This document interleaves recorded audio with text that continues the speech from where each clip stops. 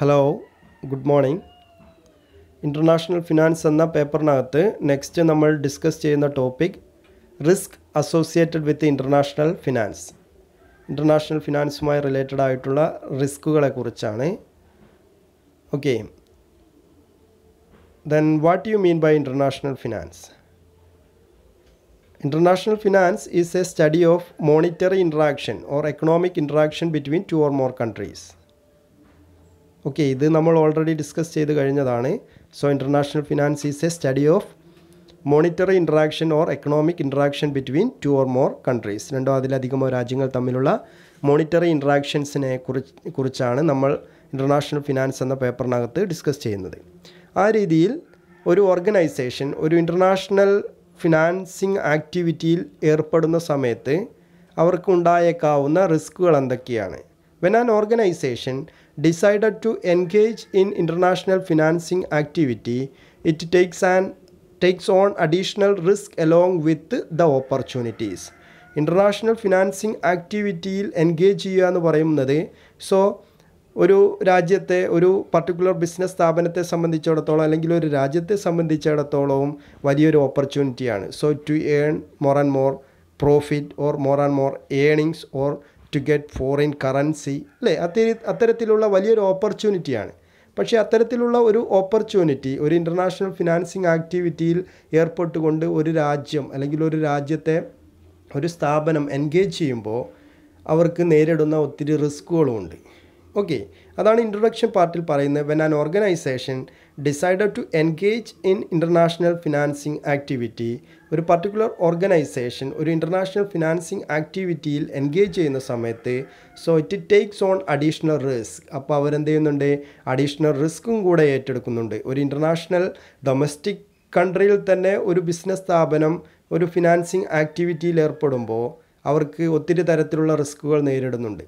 എന്നാൽ അതിനേക്കാൾ കൂടുതലായിരിക്കും ഒരു രാജ്യത്തെ ഒരു പർട്ടിക്കുലർ സ്ഥാപനത്തെ സംബന്ധിച്ചിടത്തോളം മറ്റൊരു രാജ്യവുമായിട്ട് ഒരു മോണിറ്ററി ഇൻട്രാക്ഷനിൽ ഏർപ്പെടുമ്പോൾ അല്ലെങ്കിൽ ഒരു എക്കണോമിക് ഇൻട്രാക്ഷനിൽ ഏർപ്പെടുമ്പോൾ അത്തരത്തിലുള്ള റിസ്കുകളെ മെയിനായിട്ട് നമുക്ക് രണ്ടായിട്ട് ഡിവൈഡ് ചെയ്യാൻ പറ്റുന്നുണ്ട്. The main risk that are associated with business engaging in international finance include international ഫിനാൻസിങ്ങിൽ അല്ലെങ്കിൽ ഇൻ്റർനാഷണൽ ഫിനാൻഷ്യൽ ആക്ടിവിറ്റീസിൽ എൻഗേജ് ചെയ്യുന്ന ഒരു ബിസിനസ് സ്ഥാപനത്തെ സംബന്ധിച്ചിടത്തോളം അവർ നേരിടുന്ന റിസ്കുകളെ നമുക്ക് രണ്ടായിട്ട് ക്ലാസിഫൈ ചെയ്യാം: foreign exchange risk and political risk. Okay, foreign exchange risk and political risk.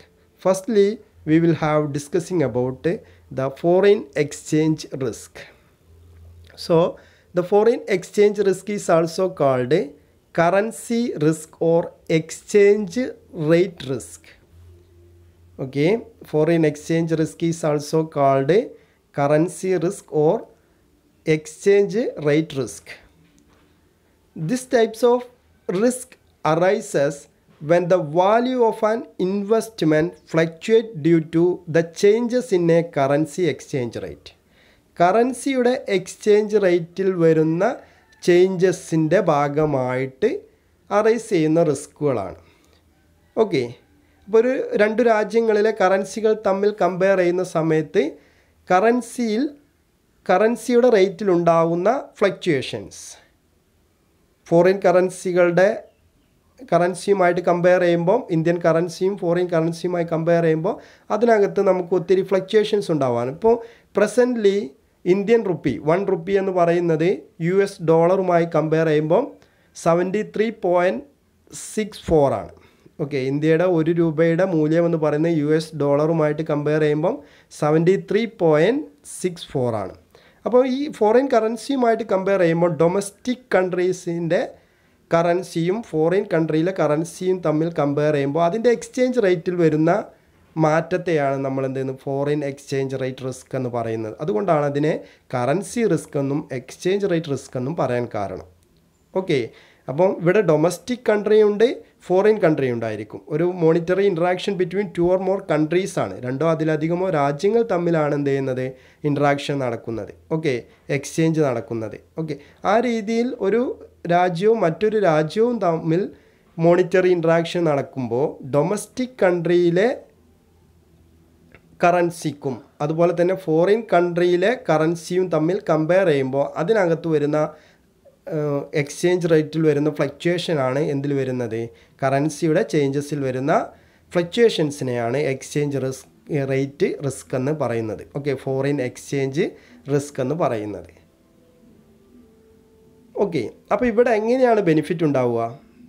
Exchange ഒരു ബെനിഫിറ്റ് അല്ലെങ്കിൽ ഇവിടെ രണ്ട് രീതിയിലും സംഭവിക്കാം. ഫോറിൻ എക്സ്ചേഞ്ച് റിസ്കിനകത്ത് രണ്ട് രീതിയിൽ സംഭവിക്കാം. ഒന്നെങ്കിൽ അത് ഫേവറബിൾ ആവാം, അതല്ലെങ്കിൽ അത് നമുക്ക് എതിരായിട്ടും സംഭവിക്കാം.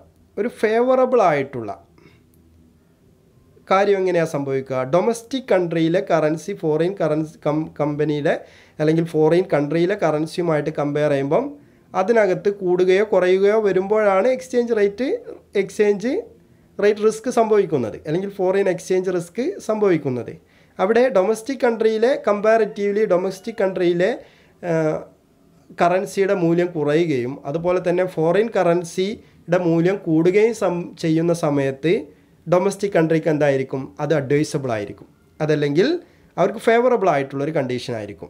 നേരെ ഓപ്പോസിറ്റ്, ഫോറിൻ കൺട്രിയിലെ കറൻസിയുടെ മൂല്യം കുറവും ഡൊമസ്റ്റിക് കറൻസിയുടെ മൂല്യം ഇൻക്രീസ് ചെയ്യുകയും ചെയ്യുന്ന ഒരു സമയത്ത് അങ്ങനെയുള്ളൊരു ഫ്ലക്ച്വേഷനാണ് സംഭവിക്കുന്നതെന്നിരിക്കുക. ഡൊമസ്റ്റിക് കൺട്രിയുടെ മൂല്യം ഇൻക്രീസ് ചെയ്തു, ഫോറിൻ കറൻസിയുടെ മൂല്യം ഡിക്രീസ് ചെയ്തു. ഇങ്ങനെയുള്ളൊരു സംഭവിക്കുന്ന സമയത്താണെങ്കിൽ അത് സ്ഥാപനത്തിന് ദോഷകരമായിരിക്കും, അല്ലേ? ആ രീതിയിൽ ഫോറിൻ കൺട്രിയിലെ കറൻസിയും ഡൊമസ്റ്റിക് കൺട്രിയിലെ കറൻസിയും തമ്മിൽ കമ്പയർ ചെയ്യുമ്പോൾ അതിൽ വരുന്ന ഫ്ലക്ച്വേഷൻസ് ആണ് ഫോറിൻ എക്സ്ചേഞ്ച് റിസ്കിനകത്ത് പറയുന്നത്. ഓക്കെ, ദെൻ നെക്സ്റ്റ് ഡിസ്കസ് ചെയ്യുന്നത് പൊളിറ്റിക്കൽ റിസ്ക് ആണ്. This types of risk arises when a countries government unexpectedly change its policies. Okay, government unexpected ആയിട്ട് അവരുടെ ട്രേഡിംഗ് പോളിസികൾ ചേഞ്ച് ചെയ്യുന്നതുമായി ബന്ധപ്പെട്ട് വരുന്ന റിസ്കുകളാണ് political risk. This types of risk arises when a countries government unexpectedly change its policy. ഗവൺമെൻറ്റുകൾ എപ്പോഴും സ്ഥായിയായി നിൽക്കുന്ന ഒന്നല്ല, ഗവൺമെൻറ്റുകൾ എപ്പോഴും മാറി മാറി വരും, അല്ലേ? ഇപ്പോൾ അമേരിക്കയെ സംബന്ധിച്ചിടത്തോളം ഡൊണാൾഡ് ട്രംപ് ഉണ്ടായിരുന്നപ്പോൾ അദ്ദേഹം ബിസിനസ് സ്ഥാപനങ്ങളോട് കാണിച്ചിരുന്ന അതേ കാഴ്ചപ്പാടായിരിക്കില്ല എന്ത് ചെയ്യുന്നത് ഇപ്പോഴത്തെ ജോസഫ് ബൈഡൻ അമേരിക്കൻ പ്രസിഡൻ്റായി വന്നപ്പോൾ ഉണ്ടാവുക. ഓക്കെ, റിപ്പബ്ലിക്കൻ പാർട്ടി നേതാവിൻ്റെ അല്ലെങ്കിൽ റിപ്പബ്ലിക്കൻ പാർട്ടിയുടെ കാഴ്ചപ്പാടല്ല ഡെമോക്രാറ്റിക് പാർട്ടിക്ക് ഉണ്ടാവുക. അപ്പം റിപ്പബ്ലിക്കൻ പാർട്ടിയുടെ നേതാവായിരുന്ന ഡൊണാൾഡ് ട്രംപിൻ്റെ കാഴ്ചപ്പാടായിരിക്കില്ല ഡെമോക്രാറ്റിക് പാർട്ടിയുടെ നേതാവായിട്ടുള്ള ജോസഫ് ബൈഡൻ ഉണ്ടാവുക. അപ്പോൾ ആ രീതിയിൽ പൊളിറ്റിക്കൽ പാർട്ടീസ് ചേഞ്ച് ചെയ്തു വരുമ്പോൾ, ഓക്കെ, കേരളത്തെ സംബന്ധിച്ചിടത്തോളം നോക്കുകയാണെങ്കിൽ തന്നെ ഇവിടെ LDFും UDFും ഭരിക്കുന്നു എന്ന് പറയുമ്പോൾ UDFിൻ്റെ കാഴ്ചപ്പാടല്ല LDFിന് ഉണ്ടാവുക. So to make some changes, അവിടെ പൊളിറ്റിക്കൽ പാർട്ടീസ് മാറി വരുമ്പോൾ എന്ത് ചെയ്യുന്നുണ്ട്? So to make changes in the trade പോളിസികളിൽ മാറ്റം വരുന്നുണ്ട്. അത്തരത്തിലുള്ള ട്രേഡ് പോളിസികളിൽ വരുന്ന മാറ്റം അത് എന്ത് ചെയ്യുന്നുണ്ട്? ബിസിനസ് സ്ഥാപനങ്ങളെ അല്ലെങ്കിൽ ഇൻ്റർനാഷണൽ ഫിനാൻസിനെ ബാധിക്കുന്നുണ്ട്. Okay, monetary interaction between 2 or more countries എന്ന് പറയുമ്പോൾ രണ്ട് രാജ്യങ്ങൾ തമ്മിലുള്ള മോണിറ്ററി ഇൻട്രാക്ഷൻ നടത്തുമ്പോൾ ആ നമ്മൾ ഡൊമസ്റ്റിക് കൺട്രി ഇന്ത്യ മറ്റൊരു വിദേശ രാജ്യവുമായിട്ട് നടത്തുമ്പോൾ ആ വിദേശ രാജ്യത്ത് വരുന്ന പൊളിറ്റിക്കൽ പാർട്ടീസിൻ്റെ ചേഞ്ചസ്, ഗവൺമെൻറ്റിൻ്റെ ചേഞ്ചസ്, അതെന്ത് ചെയ്യുന്നുണ്ട്? So to make changes in its trade policies. അപ്പോഴാണ് എന്ത് ചെയ്യുന്നത്? Sometimes the policy changes lead to trade barriers. ചിലപ്പോൾ അതെന്ത് ചെയ്യാം? ട്രേഡ് ബാരിയേഴ്സിലേക്കൊക്കെ നീങ്ങാം, അല്ലേ?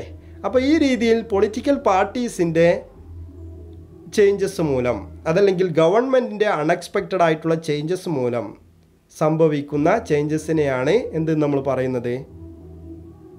പൊളിറ്റിക്കൽ റിസ്ക് എന്നും പറയുന്നത്. ഓക്കെ, അപ്പോൾ ഈ രീതിയിൽ രണ്ട് റിസ്കുകളെ കുറിച്ച് നമുക്കിതിനകത്ത് പറയുന്നുള്ളൂ. Risk associated with international finance എന്നതിനകത്ത്. ഓക്കെ, ഒന്ന് ഫിനാൻഷ്യൽ റിസ്ക്കും എക്സ്ചേഞ്ച് റേറ്റ് റിസ്ക്കും, മറ്റൊന്ന് പൊളിറ്റിക്കൽ റിസ്ക്കും. ഓക്കെ, അടുത്തൊരു ടോപ്പിക്ക് നമുക്ക് അടുത്തൊരു ക്ലാസ്സിൽ ഡിസ്കസ് ചെയ്യാം. Okay, thank U.